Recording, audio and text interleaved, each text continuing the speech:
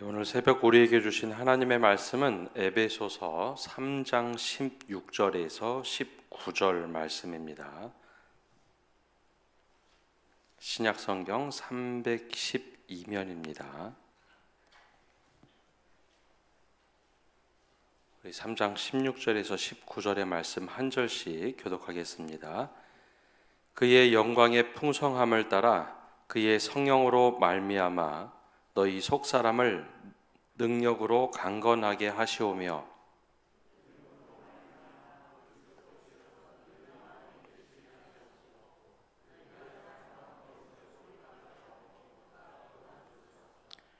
능히 모든 성도와 함께 지식에 넘치는 그리스도의 사랑을 알고 그 너비와 길이와 높이와 깊이가 어떠함을 깨달아 하나님의 모든 충만하신 것으로 너희에게 충만하게 하시기를 구하노라. 아멘. 어제 첫째 날에는 하나님께서 바라보시는 우리의 모습에 대해서 함께 말씀을 나눴습니다. 하나님께서 바라시는 모습이 물가에 심은 나무처럼 늘 하나님을 향하여 뿌리를 내린 사람을 기대하고 계시죠. 그러나 그와 다르게 떨기나무와 같은 신앙을 가지고 있는 사람도 있습니다. 그 사람을 안타까워하시죠. 주님을 믿고 믿음 생활을 시작한 것 같으나 사람을 더 의지하는 사람, 그것을 힘으로 삼는 사람을 주님께서 안타깝게 생각하십니다. 사람에게 뿌리 내린 것을 신앙으로 오해하다 보니 그 마음이 하나님에게서 떠났다라고 어제 말씀을 보면 나오고 있죠. 오늘 말씀에도 동일하게 우리가 사랑의 터 위에 신앙의 뿌리를 내릴 때 가장 먼저 주님께서 원하시는 모습은 17절 앞절에 나오는 것처럼 믿음으로 말미암아 그리스도께서 너희 마음에 계시게 하는 삶입니다. 우리가 예수 그리스도를 마음에 품는 것, 그것이 믿음의 뿌리를 내리는 삶입니다. 다른 무엇보다도 우리 신앙생활 할 때 예수 그리스도를 마음에 품는 것, 이것이 가장 중요한 기초입니다. 여러분, 사람은 영과 혼과 육으로 되어 있습니다. 물론 성경에는 또 영과 육으로 되어 있다 평가할 때도 있는데요. 보통 영과 혼과 육 할 때 혼을 마음이라고 이야기합니다. 함께 한다라는 것을 우리는 물리적으로 생각할 때가 많죠. 사람과 몸이 함께 있으면 함께 있다라고 생각을 합니다.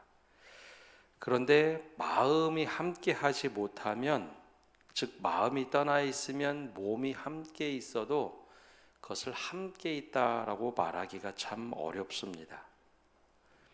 예를 들어서 회사에 정말 애사심이 많은 사람은 회사가 아무리 어려워도 힘들어도 그 회사에 나가서 열심히 일을 하며 회사를 살리려고 합니다. 직급에 상관없이 내가 정말 여기 마음을 굳건하게 붙잡고 있으면 아무리 힘들어도 회사에 열심을 냅니다. 또 행복할 때 기쁜 일이 있으면 함께 기뻐하죠. 그런데 여러 가지 이유로 회사에 마음이 떠나면 중책을 맡아도 회사가 잘 되어도 일에 손에 잡히지 않습니다. 회사에 매일 출근해도 흔히 말하죠. 몸만 왔다 갔다 한다. 이게 마음이 떠난 상태입니다. 깨어지는 가정도 종종 보면 그런 모습이 있습니다. 부부가 여러 가지 문제가 있더라도 가정에 대한 마음을 품고 있고 배우자에 대하여 애틋한 마음을 품고 있으면 아무리 어려워도 그 일들을 헤쳐나갑니다. 갈등이 있어도 그 갈등을 메워갈 수 있는 힘이 있죠. 그래서 웬만한 문제들 같이 헤쳐갑니다. 그런데 마음이 떠나면 한 집에 살고 있지만 냉랭한 기운이 돕니다. 부부가 아무리 말을 하지 않아도 자녀들이 그냥 표현하지 않아도 알게 됩니다. 왜냐하면 그것이 정서적으로 마음으로 와닿기 때문이죠. 즉 마음이 떠나면 함께 있어도 함께 있지 못하는 것입니다. 오늘 주님께서는 우리에게 믿음의 뿌리를 내릴 때 가장 중요한 것은 주를 마음에 품어라 라는 겁니다. 예수 그리스도를 마음에 품고 사는 믿음의 삶을 살라라는 것이죠. 그래서 잠언 말씀에는 무릇 지킬 만한 것보다 더욱 내 마음을 지키라 라고 말씀하고 있습니다. 다른 모든 것 지킬 만한 것 중에 가장 중요한 것이 마음이라고 하는 것이죠. 그대로 신앙으로 이 이야기를 하면 우리가 예배당에 와서 예배하고 열심을 내고 내 몸으로 최선을 다하고 내가 이렇게 주를 위해서 열심히 합니다. 그런데 그 마음속에 예수 그리스도를 마음에 품지 못하면 그게 별 의미가 없다는 것이죠. 그래서 믿음의 뿌리를 내릴 때 가장 중요한 것은 우리의 육체로 드러나는 것도 중요하지만 더 중요한 것은 마음에 예수 그리스도를 품고, 이게 지금 예수 그리스도가 이 가운데 있느냐, 그 속에서 신앙의 뿌리를 내려야 한다는 겁니다. 내 몸은 교회에 와 있고 예배를 드리고 있으나 마음이 떠나 있으면 그 예배를 하나님께서 받으실 수도 없고 뿌리를 내릴 수 없다는 것이죠. 그래서 가장 중요한 것, 예수 그리스도를 마음에 품고 신앙생활하는 겁니다. 이 기초가 되지 않으면 우리가 몸으로만 드리는 신앙생활이 될 수 있습니다. 그 믿음의 뿌리가 잘 내리지 못합니다. 그러니 예수 그리스도를 마음에 품고 믿음의 뿌리를 내리는 것, 이것이 가장 중요한 것입니다. 그렇다면 믿음의 뿌리를 우리가 어떻게, 어느 곳에 내려야 될까요? 오늘 말씀에는 우리의 믿음의 뿌리를 내려야 할 곳이 사랑의 터 위에 신앙의 뿌리를 내리라라고 되어 있습니다. 이것은 내가 사랑을 받는 것뿐만 아니라 내가 주님을 사랑하는 그 기초가 바로 사랑의 터 위에 믿음의 뿌리를 내리라라는 것이죠. 고린도전서에 보면 믿음, 소망, 사랑, 이 세 가지를 늘 함께 이야기합니다. 왜 그럴까요? 하나님이 우리를 사랑하셔서 우리가 믿음 생활할 수 있는 겁니다. 나를 믿어주고 신뢰해주고 내가 부족하지만 하나님이 사랑해 주시기에 우리가 믿음 생활하는 겁니다. 하나님이 사랑해 주시기에 내가 믿음으로 소망도 품는 겁니다. 그래서 믿음, 소망, 사랑, 이 세 가지는 항상 있을 것인데 그 중에 제일은 사랑이라고 한 것은 하나님이 우리를 사랑해 주셔서 우리가 주님을 믿을 수 있는 근거가 되는 겁니다. 근데 그때 우리가 믿음의 뿌리를 내려야 될 것은 사랑의 터 위에 뿌리를 내리는 겁니다. 언젠가부터 우리가 믿음의 뿌리를 내릴 때 내가 다른 사람들보다 더 복받기 위해서, 내가 다른 사람들보다 더 성공하기 위해서, 다른 사람들보다 더 돋보이기 위해서 신앙의 터를 잡고 믿음 생활하는 분들이 있습니다. 이게 가장 안타까운 거죠. 하나님과 나와의 사랑의 관계에서 믿음의 뿌리를 내리기 시작해야 하는데 내가 원하는 거는 다른 사람들보다 더 성공하고 더 복받고 더 경쟁하고 이겨야 되는 그 경쟁 관계로의 신앙생활을 하는 분들이 많습니다. 우리 사회 자체가 그런 토양이 있기 때문이라고 생각이 됩니다. 그런데 이렇게 신앙생활을 하면요, 내가 취하는 신앙의 영양분이 분노, 질투 혹은 정욕이라는 영양분을 갖고 신앙생활을 하게 됩니다. 처음에는 이 원동력이 있어서 기도할 수 있고 믿음 생활 열심히 할 수 있습니다. 남들이 보기에 정말 저 사람은 열심을 내고 힘을 내고 최선을 다한다 라고 이야기할 수 있겠죠.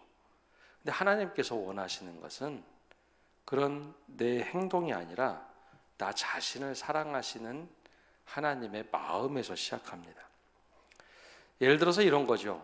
여러분, 요즘의 젊은이들은 이제 선 같은 것을 잘 안 보지만 예전에 선 보는 이야기를 참 많이 듣게 됩니다. 그러면 처음에 가서 자기에 대해서 이야기를 하죠. 나 이런 사람이고 나 이런 일을 하고 우리 가족이 어떻게 되고, 처음에 만나서 자기의 모든 것을 얘기했다고 생각하지만 대체적으로는 내가 하고 있는 일에 대해서 쭉 이야기를 합니다. 나 이런 사람이다.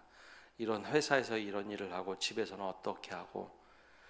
그런데 두 번째 만나고 세 번째 만나고 계속 만남이 지속되는데 늘 내가 하는 말은 나는 밖에서 이런 거로 성공하고 나 이런 거로 일을 하고 이렇게 내가 괜찮은 사람이다.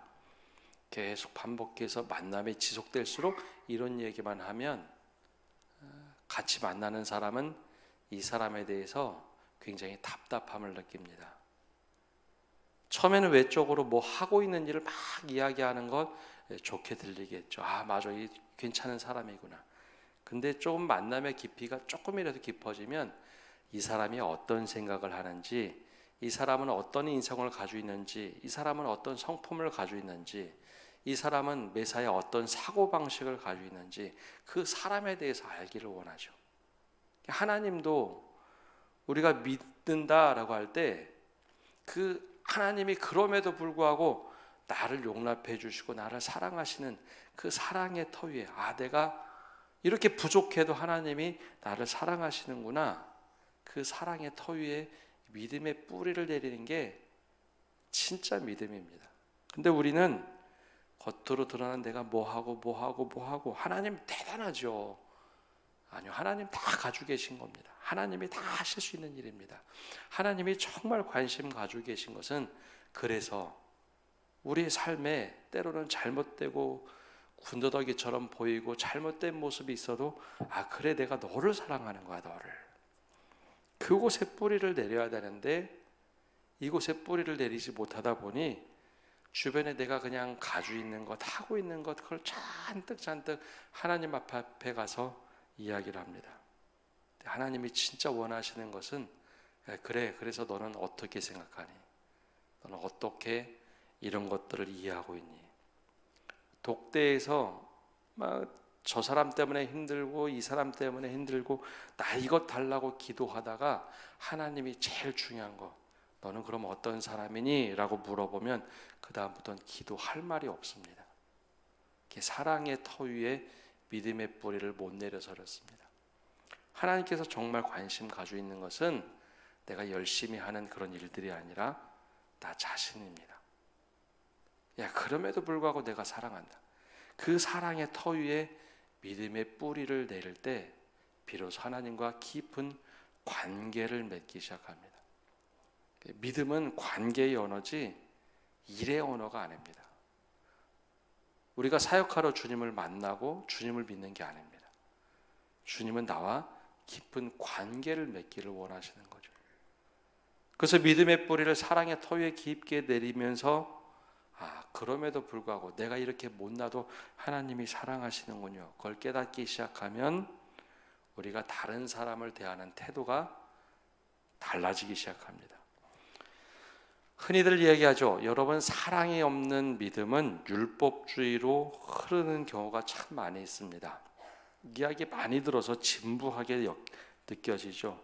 이 얘기를 좀 풀어서 얘기하면요, 사랑이 없이 여러분 믿음으로 바른 말을 하고 옳은 말을 하는 것, 근데 사랑이 없으면 그런 신앙의 권면이 다른 사람에게 상처를 줍니다.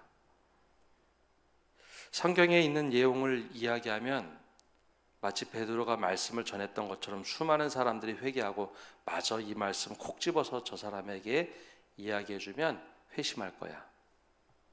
아니요, 그렇지 않습니다.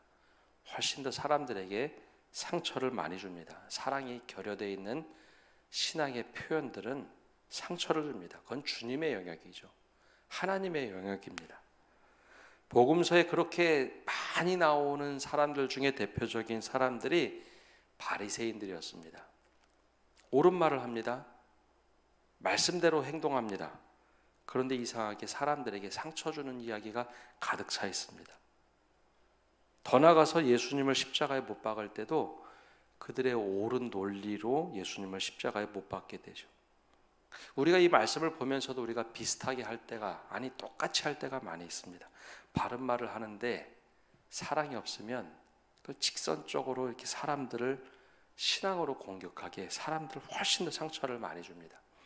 그렇게 상처를 받으면 사람들이 신앙에서 쓰러집니다. 또 다른 것은 사랑이 없는 신앙생활을 하면 여러분 형식주의로 살 때가 많이 있습니다. 이것 또한 진부하게 들릴 수 있는데요. 이걸 풀어서 얘기하면 이렇습니다. 여러분, 사랑이 없이 말씀으로 너 이렇게 해야 돼. 너는 이렇게 해야 돼. 야, 말씀을 보면 이렇게 해야 돼. 이 규범을 만들어서 사람들에게 막 얘기하죠. 근데 그 신앙의 틀로 갇히게 되는 사람은 숨이 막혀 죽을 것 같은 정서를 갖게 됩니다. 갑갑함을 느끼죠. 사랑이 결여되어 있기 때문입니다. 성경에 수없이 많이 사도 바울이 외치는 것 중에 하나가 바로 이런 거였습니다. 이게 신앙의 틀을 잘 만들어서 저 사람에게 주면 견고하게 신앙의 틀이 자랄 것 같은데, 아니요. 내가 만든 틀로 그 사람 상대방은 갑갑하고 숨이 막혀 죽을 것 같은 정서를 갖게 됩니다. 근데 사랑의 터 위에 제대로 믿음의 뿌리를 내리면 하나님이 이렇게 부족한데도 나를 그냥 이렇게 품어주시는구나. 틀을 얘기하지 않고 내가 그렇게 해봤던 이야기를, 내가 이렇게 믿음 생활 해보니까 괜찮더라. 여러분, 똑같은 표현이 이러더라도 내가 믿음으로 뿌리를 내려서 이렇게 해보니까 내 삶이 좀 풍요로워지는 것 같아. 넉넉한 터를 이야기할 수 있습니다. 말씀을 이야기해도 내가 이렇게 말씀을 잡고 열심히 살아보니까 하나님께서 이런 은혜를 주시더라. 여러분, 똑같은 이야기를 해도 율법주의가 아닌 은혜의 복음에 대해서 이야기할 수 있는 겁니다. 내가 그렇게 주님의 사랑을 받아봤기 때문에, 사랑의 터 위에 믿음의 뿌리를 내리고 살았기 때문입니다. 간절히 바라기는 여러분, 주님의 사랑의 터 위에 그 믿음의 뿌리를 내리시기를 바랍니다. 사람들과 경쟁하면서 믿음 생활하는 것, 주님 앞에 가면 아무런 의미가 어느 순간에 없어집니다. 그래서 너는 나를 얼마나 사랑하니? 너 내 사랑을 얼마나 받고 있니? 그게 바로 사랑의 터 위에 믿음의 뿌리를 내리는 겁니다. 마지막으로 그 위에 오늘 말씀처럼 터가 굳어지기 시작합니다. 딱딱해서 뿌리가 메마른다는 이야기가 아니라 사도 바울은 농사와 건축을 같이 비유를 했는데요. 집을 지을 수 있을 만큼 든든한 터가 된다는 것이죠. 그 이후에 그럼 어떤 일들이 생기느냐? 18절과 19절에 이렇게 말씀하고 있습니다. 우리 18절 19절 말씀 함께 읽어보겠습니다. 능히 모든 성도와 함께 지식에 넘치는 그리스도의 사랑을 알고 그 너비와 길이와 높이와 깊이가 어떠함을 깨달아 하나님의 모든 충만하신 것으로 너희에게 충만하게 하시기를 구하노라. 아멘. 예수 그리스도를 마음에 품고 그 사랑의 터 위에 믿음의 뿌리를 내리고 그 터가 굳어졌을 때, 그 다음부터는 자연스럽게 우리가 뿌리를 내린 만큼 하나님의 사랑이 지금 어떠하구나, 하나님의 사랑이 지금 나에게 어떻게 부어주시는구나, 그 넓이와 길이와 깊이와 높이를 깨닫는다는 것이죠. 그래서 하나님의 모든 충만하심이 나로 하여금 넘치도록 하신다라는 겁니다. 이것이 바로 주님 사랑의 터 위에 믿음의 뿌리를 내리는 겁니다. 근데 이 믿음을 가지고 있을 때 옆에 경쟁이 아닌, 어제 말씀드린 것처럼 믿음의 군락을 이룰 수 있다라는 것이죠. 우리가 함께 사랑의 터 위에 믿음의 뿌리를 내리면 그 사랑의 열매를 맺고 살아갑니다. 또 사랑의 충만한 은혜를 받고 살아가는 거죠. 주님께서 원하시는 것이 바로 이런 삶입니다. 여러분, 사랑이란 것은 받으려고 자꾸 노력하면 노력할수록 쭈그러듭니다. 근데 하나님의 사랑을 내가 경험하고 그 사랑을 나누기 시작하면 그 사랑의 열매가 그 사랑의 터 위에서 무럭무럭 자라기 시작합니다. 올 한 해는 이 은혜가 우리에게 차고 넘치기를 바랍니다. 내가 지금 예수 그리스도를 마음에 품고 있는가? 내가 사랑의 터 위에 믿음의 뿌리를 내리고 있는가? 그 견고해져서 이제는 그 속에서 하나님이 얼마나 높고 깊고 넓고 크신지 내가 경험하고 있는가? 그렇게 사랑의 터 위에 믿음의 뿌리를 내려서 우리가 이야기할 때 사랑이 없는 율법주의나 사랑이 없는 형식주의가 아니라 내가 정말 그 사랑을 받아보고 그 사랑을 함께 이야기할 수 있는 그런 성도들, 그리고 더 나아가서 90주년을 넘어서 100주년을 맞이할 때는 사랑의 열매가 너무 가득하고 풍성해서 우리 교회가 은혜 받고 차고 넘치는 교회가 되기를 소망합니다.